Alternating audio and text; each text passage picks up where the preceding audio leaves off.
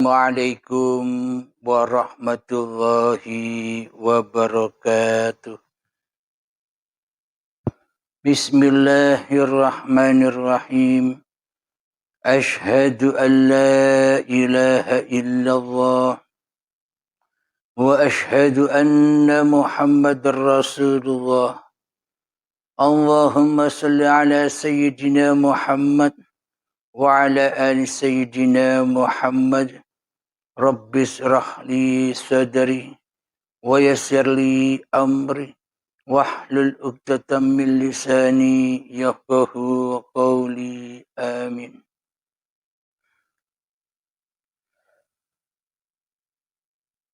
Salam santunku buat para sahabat-sahabatku tercinta dimanapun Anda berada, baik yang ada di dalam ataupun yang ada di luar negeri. Semoga senantiasa kita diberikan kepahaman oleh Allah Subhanahu wa Ta'ala. Amin ya Rabbal Alamin. Sebelum kita mulai kajian malam ini, marilah kita gembahkan tuntun nyawa, tuntun jiwa, tuntun hati, tuntun rah menuju uripi Allah dengan membaca kalimat thayyibah. Subhanallah walhamdulillah wa la ilaha illallah wallahu akbar wa la hawla wa la quwwata illa billahil aliyyil azim. Alhamdulillahirabbil alamin. Kajian malam ini mengkaji tentang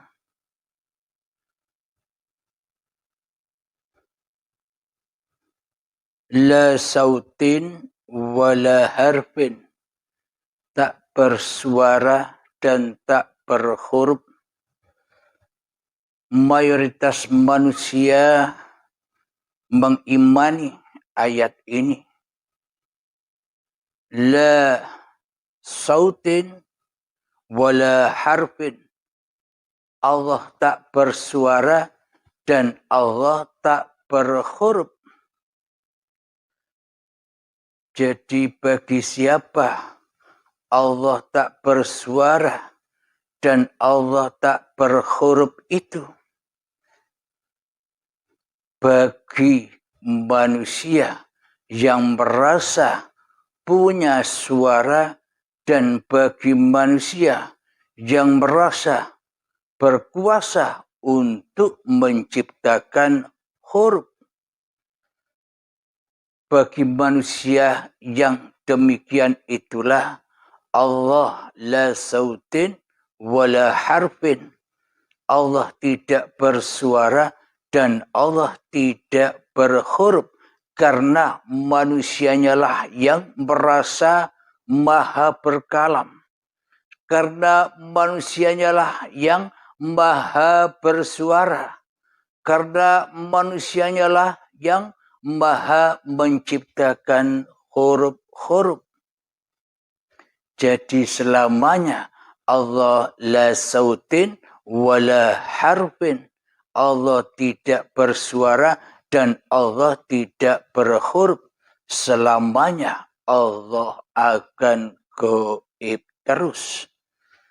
Selamanya Allah tak akan tiada terus.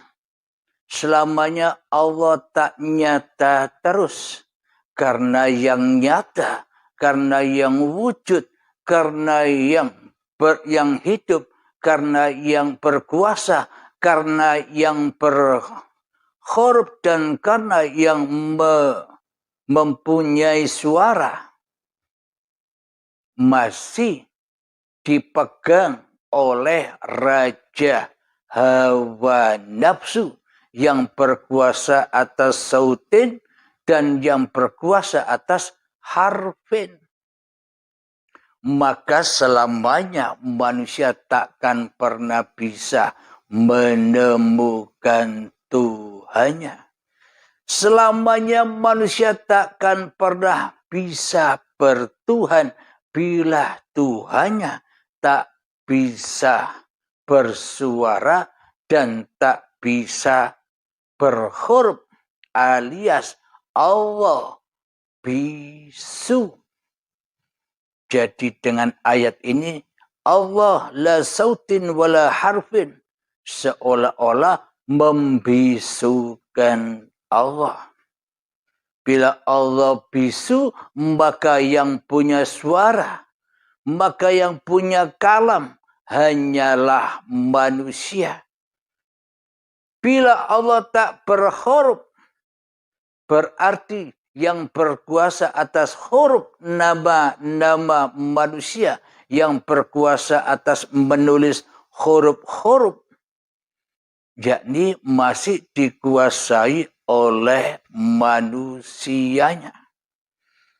Berarti lebih mulia mana antara Tuhan dan hambanya? Berarti lebih wujud mana antara Tuhan dan hambanya? Berarti lebih hidup mana antara Tuhan dan yang diciptakannya? Seolah-olah sang pencipta, seolah-olah Tuhannya kalah telak dengan yang diciptakan. Sang Khalid kalah telak dengan makhluknya. Tuhan sang penguasa kalah kuasa dengan apa-apa yang diciptakannya. Bila Allah itu la sautin wala harfin. Allahnya bisu, tak bisa bersuara. Allahnya tak berkuasa atas menciptakan huruf-huruf. Berarti yang bisa bersuara hanyalah yang diciptakan. Berarti yang berkuasa atas penciptaan huruf hanya manusianya selama ini yang bisa menamai dirinya dengan huruf-huruf di buku-buku pelajaran sekolah dahulu. Jadi di sini sama halnya dengan Allah Maha Gaib. Jadi Allah Maha Gaib bagi siapa? Allah Maha Gaib bagi manusia yang tak kenal Tuhannya. Allah Maha Gaib bagi siapa? Allah Maha Gaib bagi manusia yang tak pernah bertuhan, melainkan mentuhankan hawa nafsunya sendiri. Allah gaib bagi siapa? Bagi manusia yang masih menjadi Tuhan di dalam hatinya daripada mentuhankan Sang Maha Pencipta di hatinya. Sama dengan hal ini.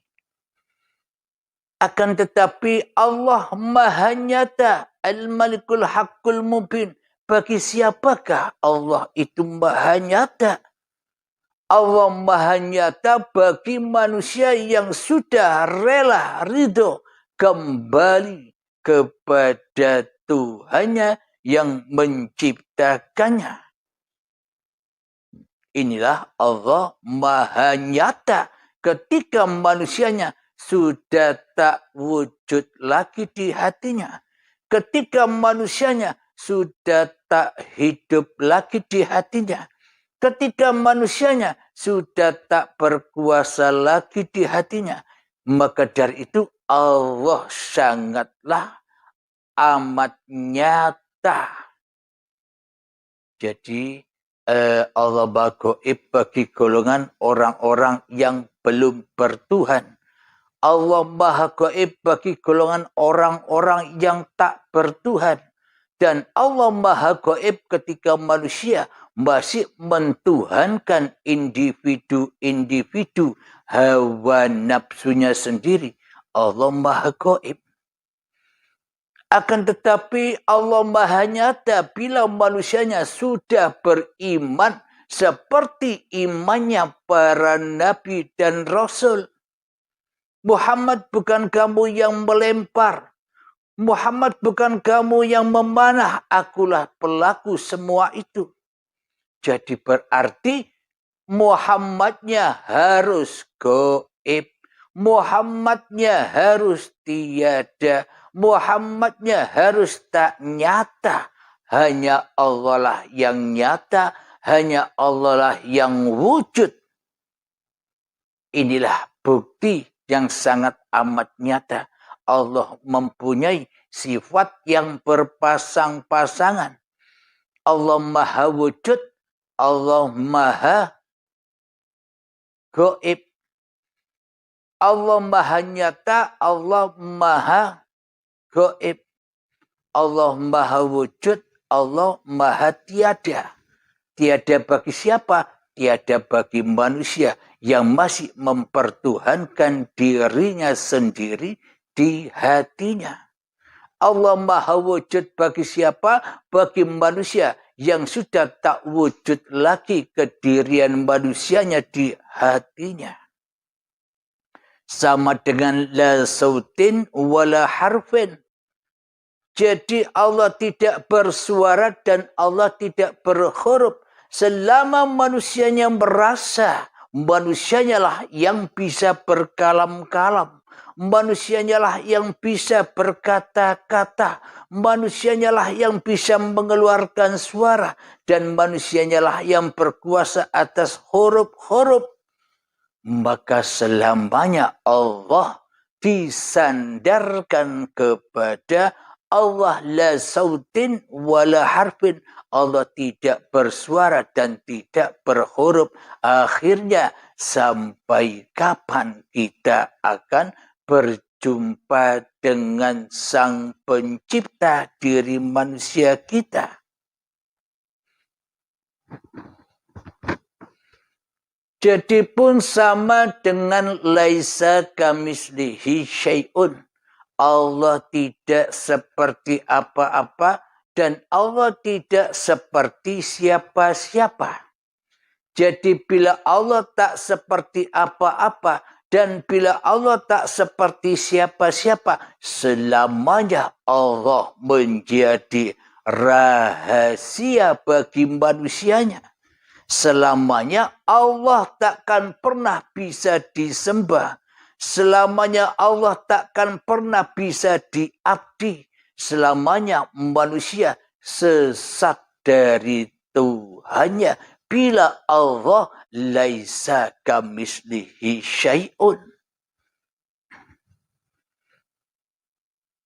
Bila hanya manusianya lah yang bisa berapa-apa di dalam aktivitasnya. Dan bila manusia yang mampu berkuasa atas siapa-siapa kedudukan dirinya. Maka selamanya manusianya lah yang menjadi Tuhan atas hawa nafsunya sendiri. Daripada mentuhankan yang laisa kamislihi syai'un. Bagaimana mungkin manusia bisa menyaksikan Tuhannya sedangkan Tuhannya tidak seperti apa-apa dan tidak seperti siapa-siapa? Ya bingunglah seluruh manusia. Akan tetapi ada ayat lagi. La ilaha illa anta al-malikul haqqul mubin. Tiada Tuhan selain Engkau ya Allah. Dan Engkaulah yang maha nyata. Engkaulah Tuhan yang maha nyata. Jadi tergantung manusianya.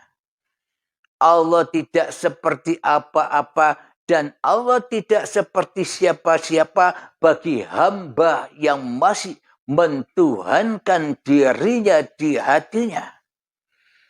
Namun bila Allah la ilaha illa anta al-malikul haqqul mubin. Berarti manusianya lah yang tidak seperti apa-apa.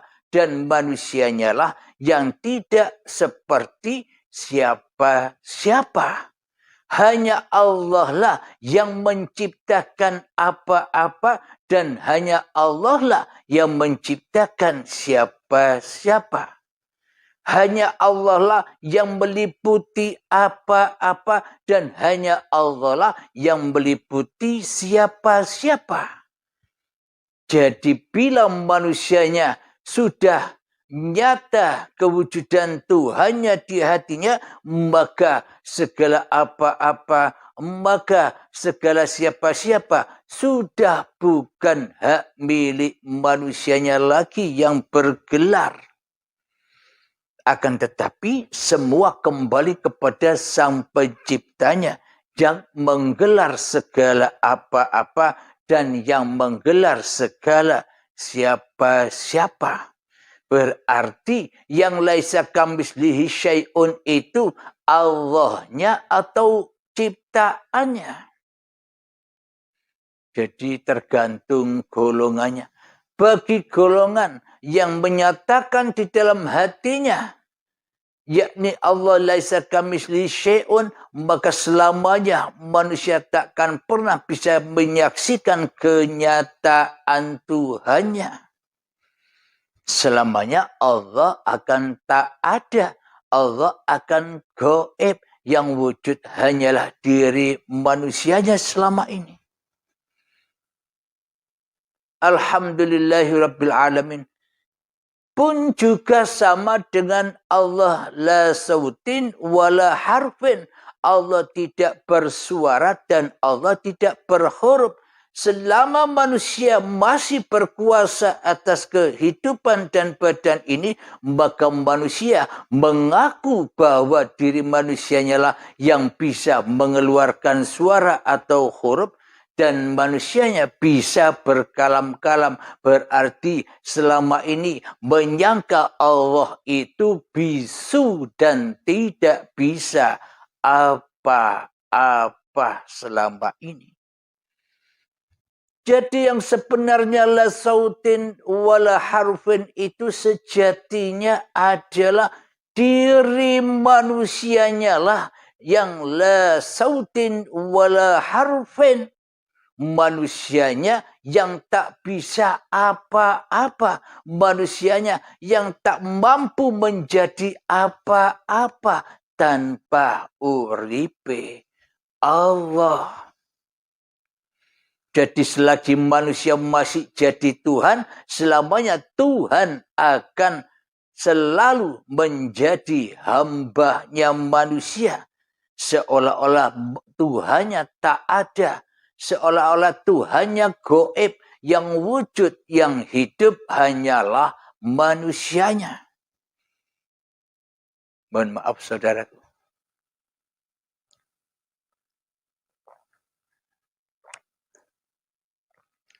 Jadi inilah bukti bahwa sesungguhnya yang maha gaib itu manusianya.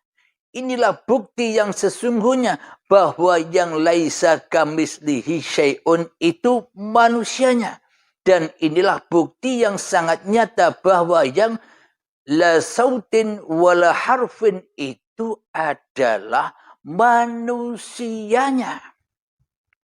Coba kita perhatikan, buka ayat Al-Insan, surat Al-Insan ayat yang pertama. Bismillahirrahmanirrahim. Hal ada 'alal insani hinum minad dahri lam yakun syai'an madhkura. Yang artinya, bukankah pernah datang kepada manusia waktu dari masa yang ketika itu belum merupakan sesuatu yang dapat disebut? Nah, inilah bukti untuk menyangkal apa yang selama ini manusia pahami. Karena kebanyakan mayoritas kepahaman-kepahaman yang seperti ini hanya untuk mendominasi hawa nafsu supaya hawa nafsu tidak mengenal Tuhannya.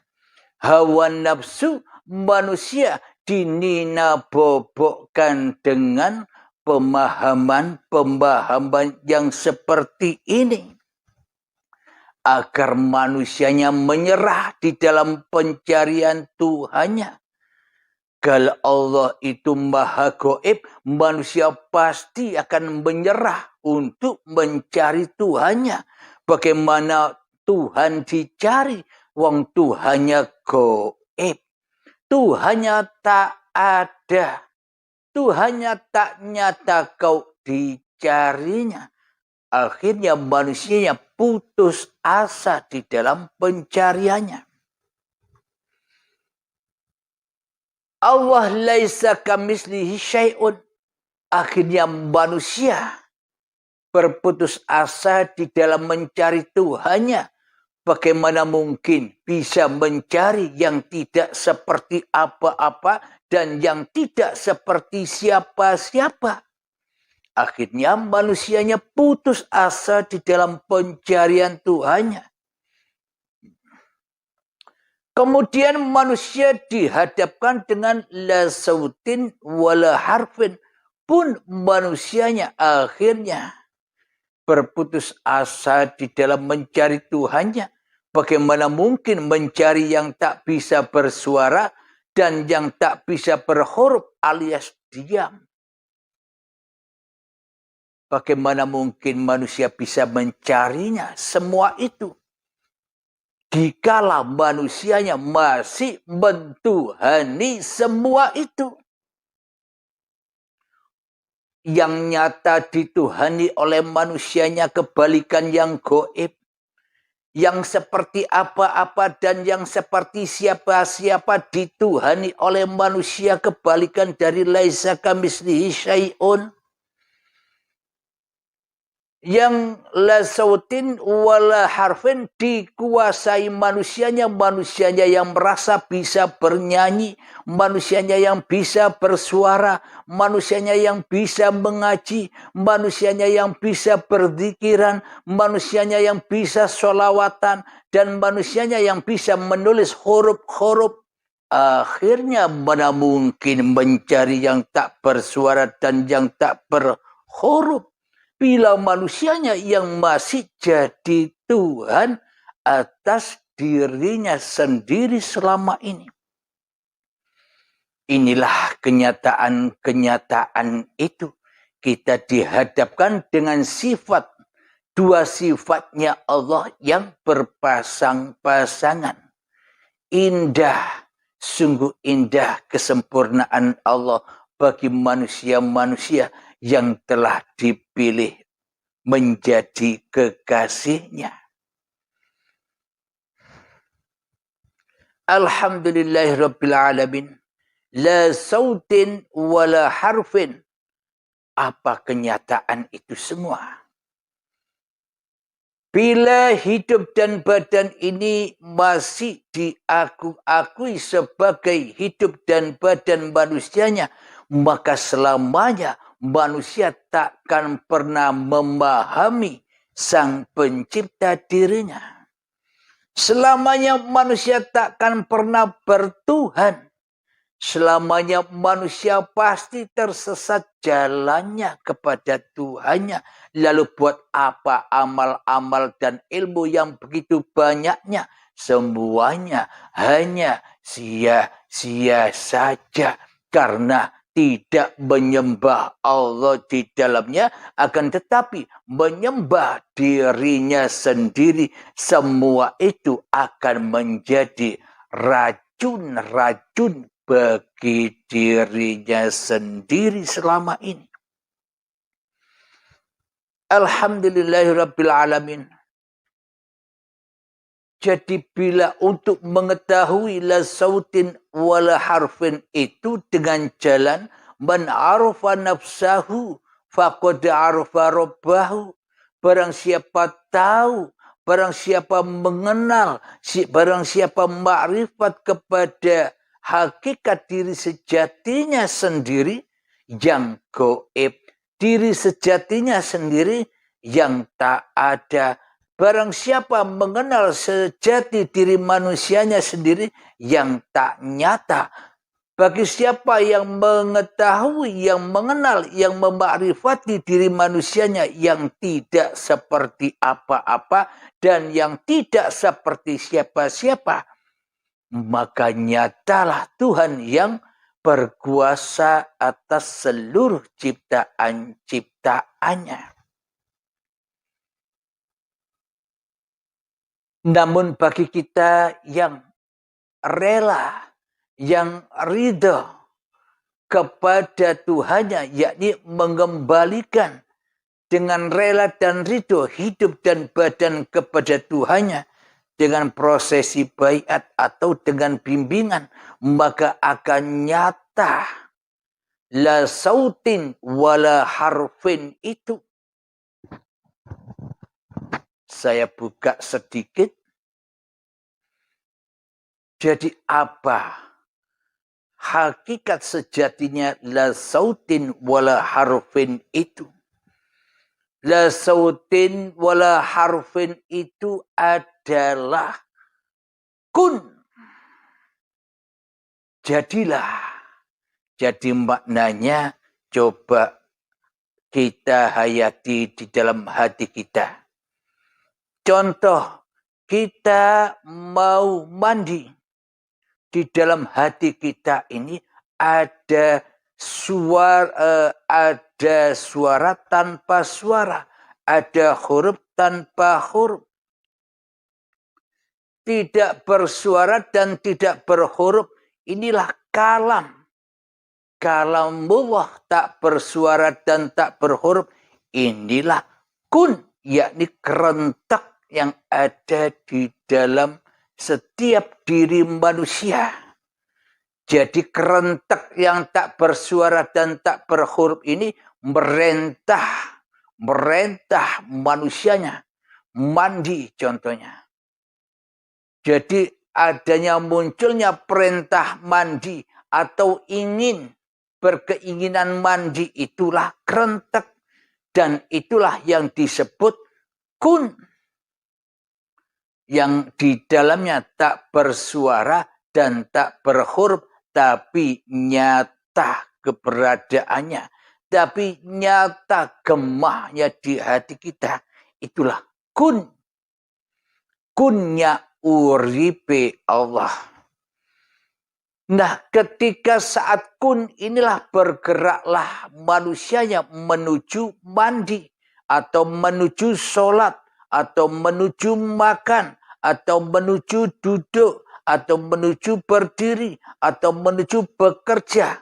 Jadi kunnya di awal yang tak bersuara dan tak berhuruf ini untuk diwujudkannya dengan suatu fayakun.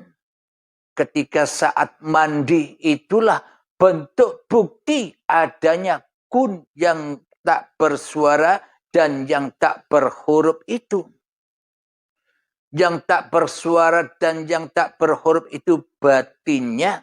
Sedangkan kunnya itu batinnya fayakun. Teraplikasi dalam perbuatan badan ini. Contoh mandi, sholat, bekerja, duduk, berjalan, memasak. Inilah fayakunnya. Bukti bahwa Allah itulah yang beraf'al atas seluruh ciptaan-ciptaannya. Kun, jadilah. Ketika sudah tercapai apa yang dikerentakkan hati, ketika diutus makan dan ketika saat makan itulah fayakunnya terjadi. Terbuktilah adanya yang tak bersuara dan yang tak berhuruf itu jadi nyata adanya di dalam dohirnya. Maknanya siapakah yang memiliki sifat dohir dan batin itu? Apakah manusia punya sifat dohir dan batin? Sementara manusia laisa kamitslihi syai'un. Sementara manusianya gaib. Sementara manusianya tak ada. Sementara manusianya Adam. Sementara manusianya tidak seperti apa-apa dan manusianya tidak seperti siapa-siapa. Apakah mungkin manusianya punya sifat dohir dan batin? Sementara sifat dohir dan batin hanyalah sifatnya Sang Pencipta. Di dalam penciptaan itu batinnya, setelah terjadi apapun yang diciptakan itu dohirnya. Jadi dohir batin. Contoh hidup yang menghidupi cikal bakal yang dari tanah ini bersama-sama di dalam penciptaannya. Diiringi selalu tanah ini dengan uripe Allah sampai menjadi bayi. Ketika bayi sudah terwujud, itulah fayakunnya yang dari tanah dulu. Kun fayakun, maka jadilah ia. Alhamdulillahirabbil alamin. Inilah penjelasan sedikit tentang la sautin wala harfin. Allah tidak bersuara dan Allah tidak berhuruf. Contoh lagi, di dalam hati kita ada kerentek, ada suara tanpa suara, ada huruf tanpa huruf. Yakni di dalam hati kita kerentek mau merokok contohnya. Inilah yang disebut kun. Sebelum kita merokok, kunnya sudah ada duluan di batin ini. Maka diaplikasikanlah, didohirkanlah fayakunnya. Jadi jadilah, maka ketika sudah mengambil rokok begini, inilah yang dimaksud fayakun. Maka terjadilah ia. Jadi terjadinya apapun keadaan yang ada di alam semesta ini, pasti sesuai kodok dan kodarnya kun di dalam hati manusianya.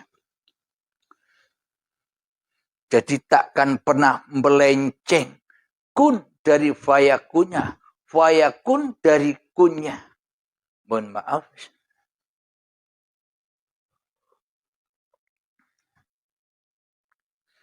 Jadi Allah Maha Gaib. Jadi bagi golongan siapa Anda sudah tahu. Allah Maha Nyata, bagi golongan siapa Anda pun sudah tahu. Jadi Allah yang laisa kamitslihi syai'un pun untuk golongan siapa Anda sekarang sudah tahu. Dan la ilaha illa anta al-malikul haqqul mubin, bagi golongan siapapun Anda sekarang sudah tahu. La sautin wala harfin, bagi siapa? Allah la sautin wala harfin itu bagi golongan siapa? Anda sekarang sudah tahu. Dan bagi golongan siapa yang tak bisa bersuara dan tak bisa berhuruf, yakni di dalam Al-Insan ayat pertama bahwa manusia itu berawal dari hal yang tak dapat disebut, bagi golongan siapa. Anda pun, saya pun sekarang sudah tahu golongan-golongan itu. Tinggal kita cek hati kita, kita berada di golongan yang mana. Inilah yang dimaksud fayakun. Ketika di dalam hati ingin merokok, inilah kun. Dan ketika sudah merokok begini, inilah fayakunnya.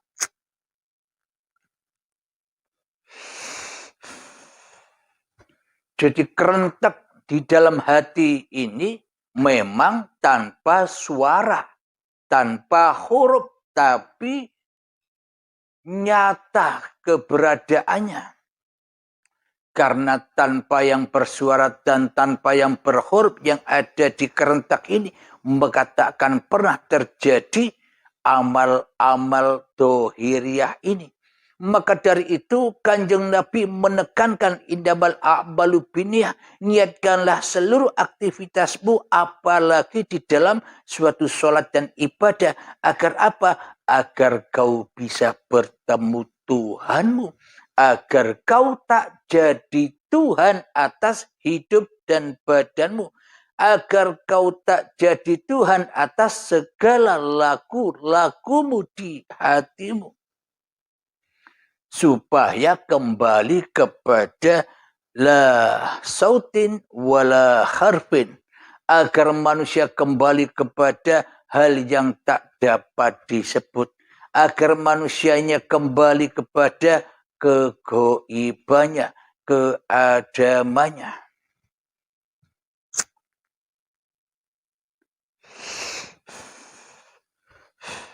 Alhamdulillahirabbil alamin. Jadi zahir batin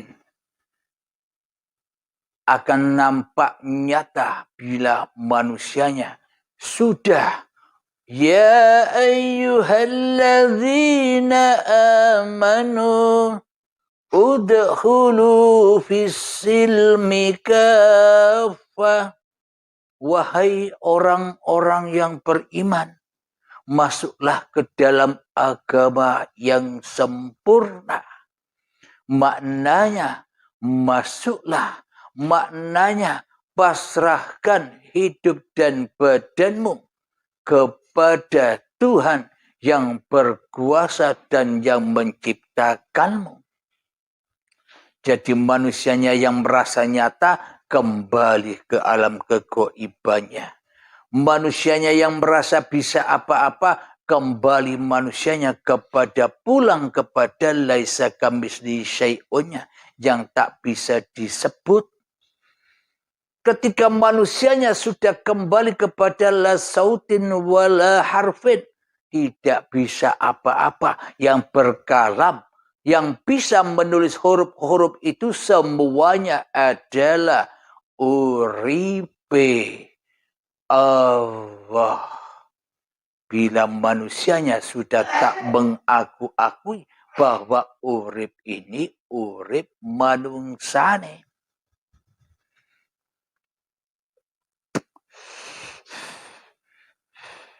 Alhamdulillahirabbil alamin. Semoga saya khususnya dan semoga kita semua dimudahkan oleh Allah memahami dan mengamalkannya. Jadi di sini Anda tidak usah minta izin lagi, tidak usah minta keridhaan saya lagi. Jadi pemaparan ini dipersembahkan ke YouTube memang untuk Anda yang diberi hidayah oleh Allah. Bagi yang tak diberi hidayah, ya tak pantas memang pemaparan ini untuk manusia yang tak diberi hidayah.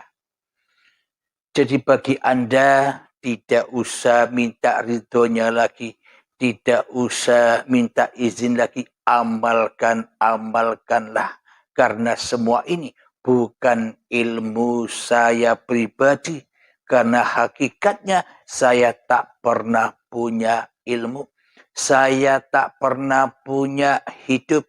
Saya tak pernah punya badan.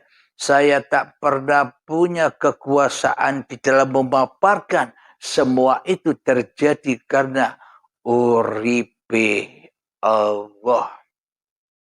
Mana mungkin Abdul Halim bisa memaparkan seperti ini? Bila nyata Abdul Halimnya di hatiku, maka pasti di dalamnya aku hanya membela, mengedepankan hawa nafsuku daripada Tuhanku yang menciptakanku. Muhammad, jangan kau membahas tentang roh, karena roh itu adalah rahasiaku. Ini sebuah kiasan, ini sebuah sanepan. Ketika di dalam hati Kanjeng Nabi Muhammad masih ada Muhammadnya, maka selamanya wahyu-wahyu ilahi takkan pernah turun di dada Kanjeng Nabi Muhammad sallallahu alaihi wasallam. Jadi maknanya Nabi Muhammad itu di dalam hatinya sudah tak ada Muhammadnya lagi kecuali Ahmad bila mim ahad. Muhammad bukan kamu yang lempar, berarti siapa yang wujud di dalam Muhammad itu? Inilah yang dimaksud bertuhan ini. Semua para nabi dan semua para rasul berimannya ya seperti ini. Ketika sudah tak wujud lagi diri manusiamu di hatimu, ketika sudah tak berkuasa lagi diri manusiamu di hatimu, itulah wujudullah, itulah kuasa Allah, dan itulah uripe Allah. Akhiru kalam, Rabbana atina fid dunya hasanah wa fil akhirati hasanah wa qina adzabannar. Wa sallallahu ala sayyidina Muhammad wa ala alihi wa sahbihi wa sallam walhamdulillahi rabbil alamin. Akhiru kalam. Assalamualaikum warahmatullahi wabarakatuh.